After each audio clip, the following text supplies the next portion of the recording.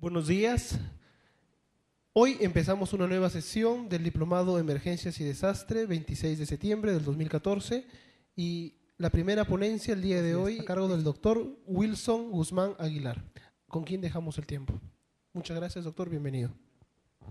Buenos días. Siguiendo el cronograma de exposiciones del curso de electrocardiografía, iniciemos en cuanto a lo que es hipertrofias cardíacas. Bueno, existen varias teorías acerca de las hipertrofias cardíacas y modelos, ya sea por sobrecarga de presión, sobrecarga de volumen o la mixta, que también podría darse en pacientes postinfarto.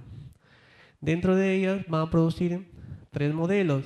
Hipertrofia concéntrica, se va disminuyendo el diámetro interno, o hipertrofia excéntrica, se va dilatando, o la mixta, hipertrofia dilatación. Entonces, acá vemos el remodelado concéntrico, la que se llama hipertrofia intraventricular concéntrica, la excéntrica, el valor normal, el remodelado concéntrico, excéntrico y el normal. Entonces existen tres patológicas: la concéntrica, la excéntrica y la mixta.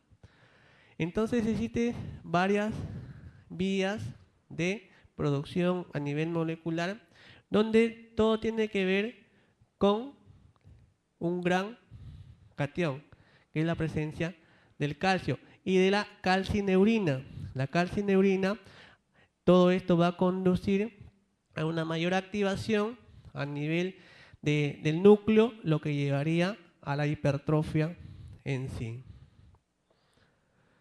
Entonces acá vemos la importancia de la calcineuría mediada mediante el gran catión, el calcio, lo que va a producir la generación a nivel del núcleo, mayor producción, mayor energía, mayor contractibilidad. Entonces genera ya sea el remodelado concéntrico o el remodelado excéntrico o mixto. Dentro de las principales patologías que producen el remodelado concéntrico y excéntrico, clasifiquemos así entre isquémicas y no isquémicas. Dentro de las isquémicas, bueno, ya definimos que es la cardiopatía o la cardiomiopatía mixta postinfarto. Y dentro de las no isquémicas, la principal causa es la hipertensión arterial o enfermedades asociadas que involucrarían el síndrome metabólico. Dentro de ellos, hablemos de la gran madre del síndrome metabólico, que es la diabetes en sí. Entonces existen criterios electrocardiográficos.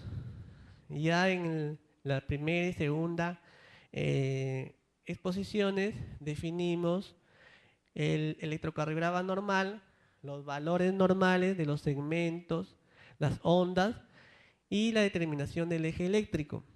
Entonces, mediante ello existen criterios o índices, determinados índices que nos van a permitir diagnosticar hipertrofias. Pero hay que tener en cuenta que estos criterios por sí solos tienen baja sensibilidad y especificidad. Se habla de sumado 2 o 3 más criterios aumentarían el diagnóstico.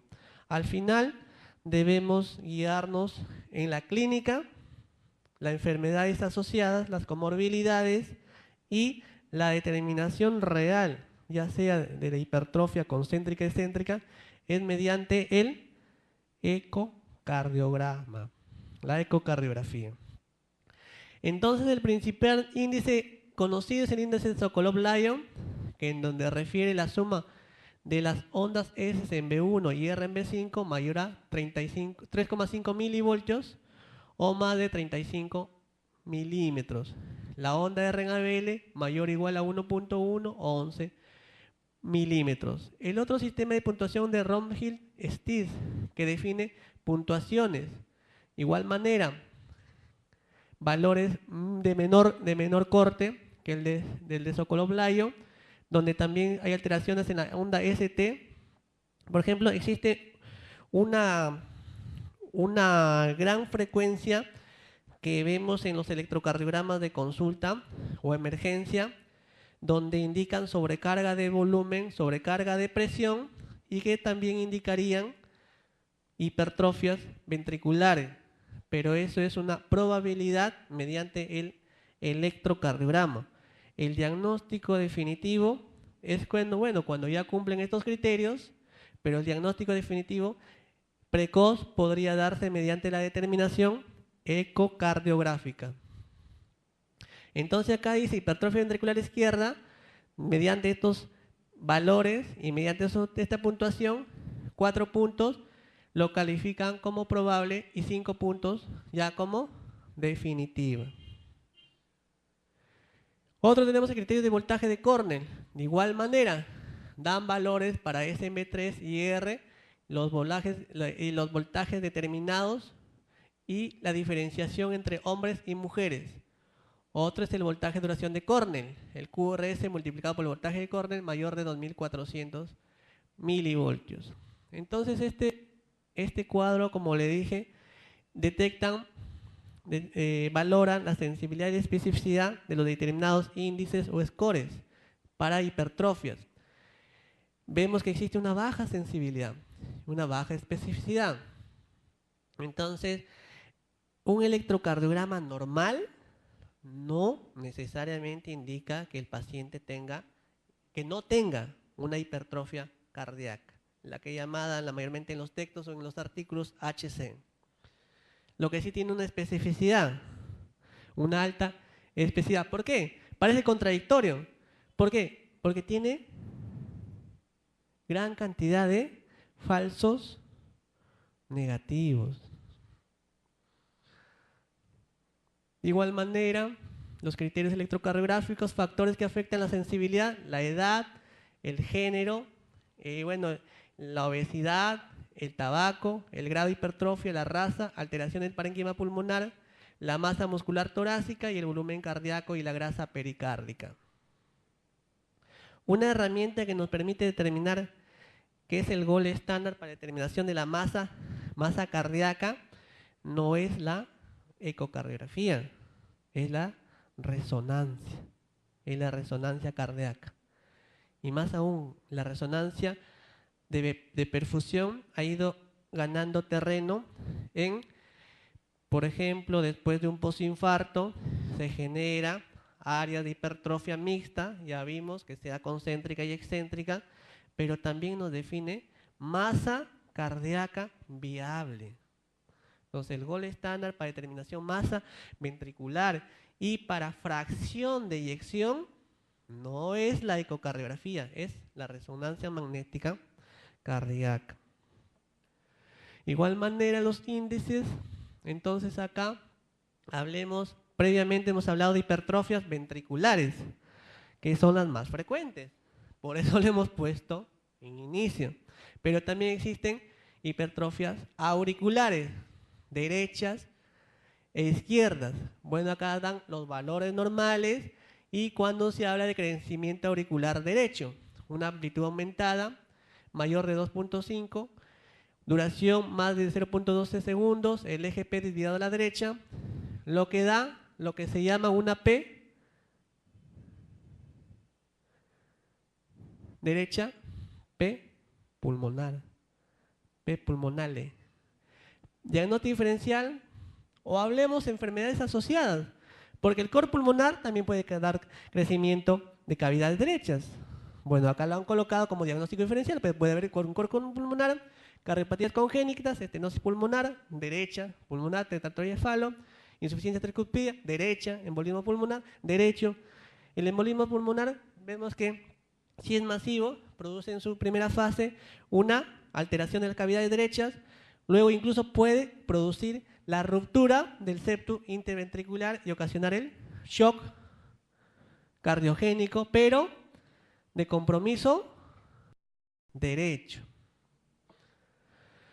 Crecimientos auriculares izquierdo, bueno, duración aumentada más de 0.12 segundos, el PQ acortado, mellada. Este es lo característico, este es lo mellado. Se llama la P también se da en otras enfermedades asociadas. No hablemos de diagnóstico diferencial, sino que también se da esta P mellada se llama P mitral, como la primera P pulmonal es lo que es, como está definido, o aquí en este caso a la izquierda, la P melladita, insuficiencia mitral. Entonces, por lo tanto, debe valorarse al paciente en un contexto determinado. En algunos casos, la morfología P es debida a un retraso en la conducción interauricular que a crecimiento auricular izquierdo. Ah, sí, mucho cuidado en eso. Hipertrofias ventriculares, la determinación del eje eléctrico, crecimiento ventricular derecho, crecimiento ventricular izquierdo, ya mencionamos los índices determinados. Entonces, en conclusión, el electrocardiograma es una herramienta útil. Siempre debemos valorar en el contexto del paciente. Debemos valorar comorbilidades asociadas.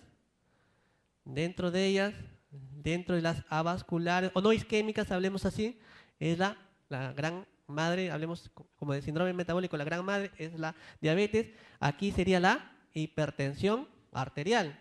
Dentro de la más frecuente de las isquémicas es la cardiopatía coronaria isquémica, postinfarto, que se da en aquellos pacientes, pero el tipo de modelo es hipertrofias mixta, concéntrica y excéntrica a la vez. La real determinación de una hipertrofia es mediante, si es concéntrica o excéntrica, es mediante la ecocardiografía. Un electrocardiograma normal no necesariamente indica que el paciente no tenga una hipertrofia. La herramienta diagnóstica, el gold estándar para determinación de la masa ventricular, ¿cuál es? Y la fracción de eyección es la resonancia magnética. Existen con alta frecuencia alteraciones en el ST, o sea, en el segmento ST y la onda T, que no definen infarto. Infarto tiene criterios diagnósticos. Alteración STT, sobrecarga de volumen, sobrecarga de presión, indicaría una probable hipertrofia ventricular izquierda. Pero la de la herramienta real para determinar hipertrofias es la ecocardiografía. Ok, muchas gracias.